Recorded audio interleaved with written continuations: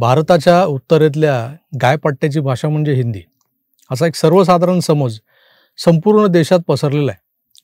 या गायपट्ट्याचं भारतीय संघराज्याच्या राजकारणात असलेलं वर्चस्व हे तिथल्या लोकसभेच्या जागांमुळेही आहे.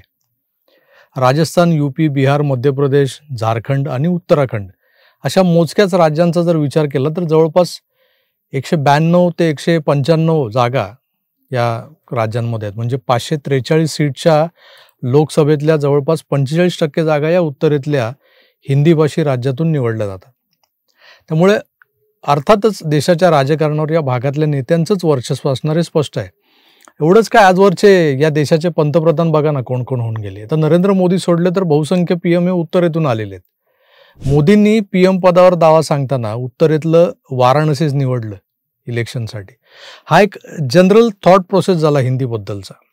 सरकारमध्ये असणारे लोक किंवा सरकार चालवणारे जबाबदार नेते, लोकप्रतिनिधी हे जास्तीत जास्त हिंदी भाषिक असतात.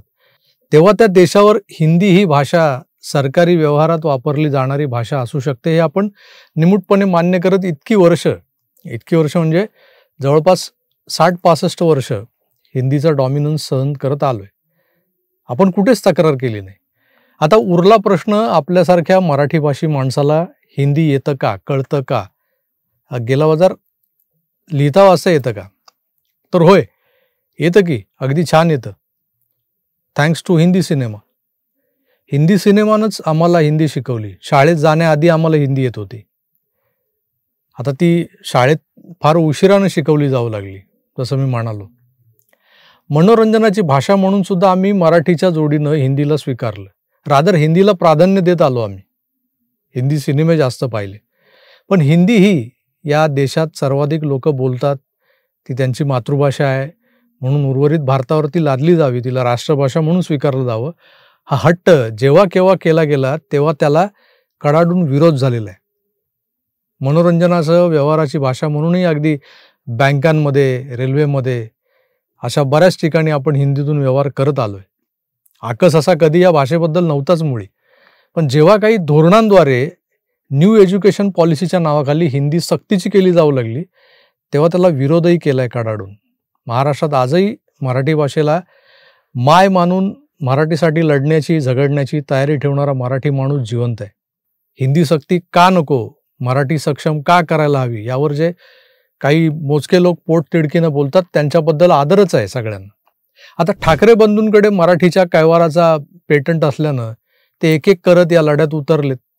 पण आज उद्धव ठाकरेंच्या प्रेस कॉन्फरन्समध्ये जे सहभागी झाले होते मराठी भाषा अभ्यास केंद्राचे प्रमुख दीपक पवार, ते एक वाक्य बोलून गेले, ते मात्र मला जरा खटकलंय. नेमकं काय खटकलं ते मी पुढे मांडणारच आहे. तत्पूर्वी आपण जरा सविस्तर या प्रकरणाकडे बघायला हवं. त्रिभाषा सूत्र, न्यू एज्युकेशन पॉलिसी या गोंडस नावाखाली कोणी मराठीचा गळा दाबून हिंदीला उरावर बसवणार असेल तर ते खपून घेतलं जाणार नाहीच आहे. पण जेव्हा मराठी या आमच्या मातृभाषेसोबत आधी इंग्रजी शिकायला हवी असा आग्रह झाला तेव्हा जे कारण पुढे करण्यात आलं होतं ते होतं ग्लोबल लँग्वेज. आपल्याला देशाबाहेरच्या जगाशी स्पर्धा करायची असेल तर जगभरात बोलली जाणारी भाषा म्हणजे इंग्रजी. ती इंग्रजी आपल्याला आली पाहिजे. तर मराठीसह इंग्रजी आता व्यवस्थित येते. मग आता अचानक हिंदी कशाला अनिवार्य करताय? आता हिंदी शिकून आम्हाला जगावर राज्य करायचंय का? तसं होणार आहे का?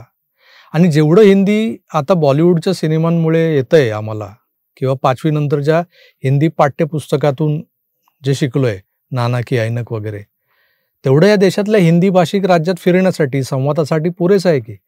मग हिंदीची सक्ती ही अनाठाई नाही आहे का? तर हे सगळं जरी मान्य केलं तरी दीपक पवार यांचं हे मत जे त्यांनी व्यक्त केलं प्रेस कॉन्फरन्समध्ये ते मला पटलेलं नाही. ते काय बोललेत ते तुम्हीच ऐका. ज्या प्रकारच्या गोष्टी महाराष्ट्राच्या राजकारणामध्ये घडवून आणण्याच्या काही गोष्टी होताना आपल्याला दिसत आहेत, किंवा संघ भाजप परिवाराच्याकडनं रेशीम बागेतनं हिंदी हिंदू हिंदुस्थानचं कथन संपूर्ण महाराष्ट्रात पोचवण्याच्या त्यांच्या कारस्थानाचं हत्यार, सांस्कृतिक कारस्थानाचं हत्यार म्हणून जर हिंदी भाषा वापरली जात असेल तर आम्ही कार्यकर्ते ह्या बाबतीत अत्यंत स्पष्ट आहोत की या प्रकारच्या कारस्थानाचा भाग म्हणून होणाऱ्या हिंदीच्या अंमलबजावणीला आम्ही विरोध करणार आहोत, करत आहोत. भाजप, संघ परिवार आणि रेशीम बागेचा अजेंडा आहे की हिंदी अनिवार्य केली पाहिजे. हिंदी, हिंदू, हिंदुस्तान हा अजेंडा आहे रेशीम बागेचा.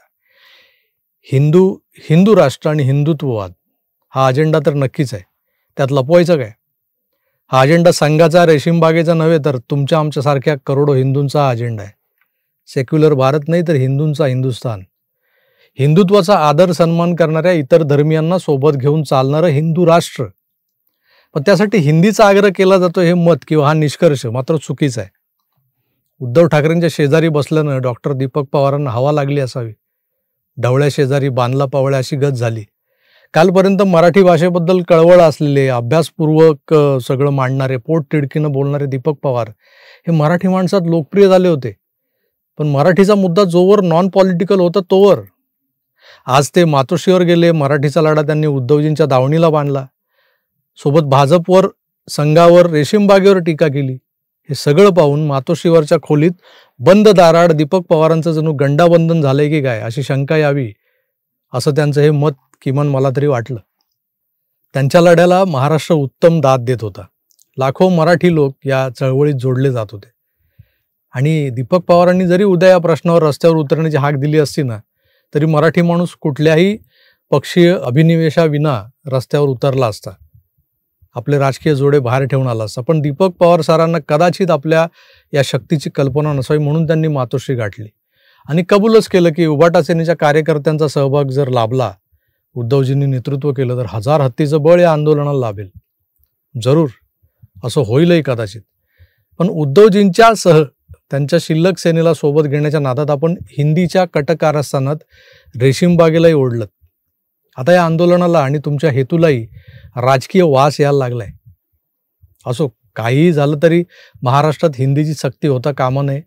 मराठीला प्राधान्य मिळायलाच हवं.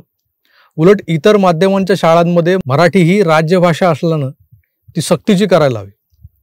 या मुद्द्यांवर आपण मराठी भाषिक जनतेनं मागे हटायचं नाहीच आहे. राज्यातलं सरकार हिंदी दार्जिनं आहे असा प्रचार होतोय, पण सरकार तर जनमताचा आदर करून अगदी राज ठाकरेंशी चर्चा करायलाही पोचलं. शिक्षण मंत्री दादा भुसे आज सकाळी राज ठाकरेंच्या बंगल्यावर त्यांची भेट घेऊन आले, चर्चा झाली. राजसाहेबांचा नकार होता काही गोष्टींवर. जनमताचा रेटा, तो नकार, यामुळे हिंदी सक्ती रद्द होणारच आहे. नव्हे ती या सरकारला नाक मुठीत धरून रद्द करावीच लागणार आहे. पण मधल्यामध्ये नको त्या विचारधारा संघाला, रेशीम बागेला बदनाम करू पाहत असतील तर त्यांचा वेळीच समाचार घेणं गरजेचं आहे. मित्र, हे झालं माझं वैयक्तिक मत जे मी तुमच्यासमोर मांडलंय. तुम्हाला काय वाटतं हे मला कमेंटच्या माध्यमातून जरूर कळवा. मी तुर्तास इथेच थांबतो. पुन्हा भेटूच, तोवर आपली काळजी घ्या. धन्यवाद. नमस्कार.